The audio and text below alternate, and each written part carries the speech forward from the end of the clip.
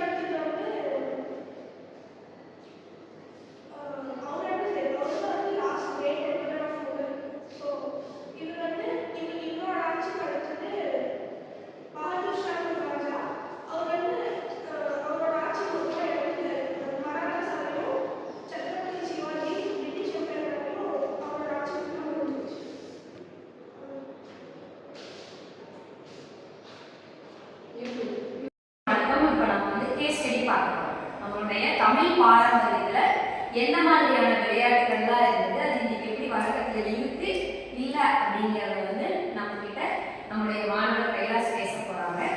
கேட்கலாம். வணக்கம். பழைய காலத்துல வந்து கபடி, கில்லி, வீர விளையாட்டான ஜல்லிக்கட்டு எல்லாம் நடந்தது. இப்போ நடக்குது. ஆனா அது எல்லாமே எப்படி சொல்றதுன்னா ரைஸ் அப்புறம் ஜல்லிக்கட்டு இதெல்லாமே முன்னாடி அவ்வளோக்கா நடக்காது. போராடி நம்ம தமிழர்கள் வந்து மீட்டு எடுத்திருக்காங்க. இப்போ ஜல்லிக்கட்டு எல்லாமே நடக்குது. அதுக்கப்புறம் கில்லி, கபடி, சிலம்பம் இந்த மாதிரி எல்லாமே இப்போ இருக்கிற எல்லா குழந்தைங்களுக்கு பெரியவங்க வரை எல்லாருமே கற்றுக்கிட்டுருக்காங்க. சிலம்பம் வந்து மெயினாக எல்லாம் சின்னவங்களுக்கு பெரியவங்க வரை கற்றுக்கிட்டுருக்காங்க. வந்து இப்போ பழைய காலத்து விளையாட்டுகள்ல என்னென்னலாம் இருந்துச்சு, இப்போ அதை எப்படி போராடி வாங்கி எல்லாம் பண்ணிட்டு இருக்காங்க பத்தி நான் இப்போ சொல்ல போறேன். ஃபர்ஸ்ட் வந்து ஜல்லிக்கட்டு வந்து முன்னாடி காலத்திலே நடந்துட்டு இருந்துச்சு. இப்போ அது ஒரு காலகட்டத்தில் அது நடக்காம போயிடுச்சு. அதுக்கப்புறமா அதை போராடி சண்டை போட்டு எல்லாம் ஜல்லிக்கட்டு மறுபடியும் நடத்தினாங்க. அதுக்கப்புறம் சிலம்பம் வந்து ஒரு குரு இருப்பாங்க. சிலம்பத்துக்குன்னு ஒரு தனி மரியாதை இருக்கு. அதுக்கு உண்டான மரியாதை அந்த குரு வந்து சொல்லி தருவாங்க.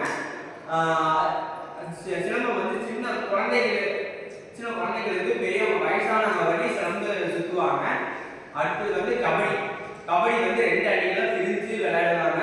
அதுக்கு ஒரு குரு இருக்காங்க. கபடி இந்த மாதிரி விளையாடுனா இதுக்கான வழிமுறைகள் இருக்குன்னு சொல்லி விளையாடுவாங்க. அதுக்கப்புறம் கில்லி, இப்போ இருக்கிற சூழ்நிலையில அதெல்லாம் யாருமே விளையாடுறதில்லை. கில்லி அப்புறம் பெண்களுக்கு வந்து பல்லாங்குழி இந்த விளையாட்டுலாம் முன்னாடி காலத்துல விளையாண்டுட்டு இருந்தாங்க. அது இப்போ யாருமே அதெல்லாம் விளையாடுறதில்லை. அது இருக்கான்னு இப்போ யாருமே தெரியாத மாதிரி ஆகிப்போச்சு. ஏன்னா இந்த போன் இதெல்லாம் வந்ததுனால பல்லாங்குழி, கில்லி, பாண்டி, தாயம் இதெல்லாம் எல்லாமே மறந்து போச்சு. சொட்டாங்கள் இந்த மாதிரி எல்லாமே எல்லா விளையாட்டுமே எல்லாத்துக்குமே மறந்து போச்சு. அதுக்கு மறந்து போனதுக்கான காரணம் கைபேசி வந்ததுனால எல்லாருமே ஆன்லைன் கேம்ஸு, அப்புறம் இன்ஸ்டாகிராம் இந்த மாதிரி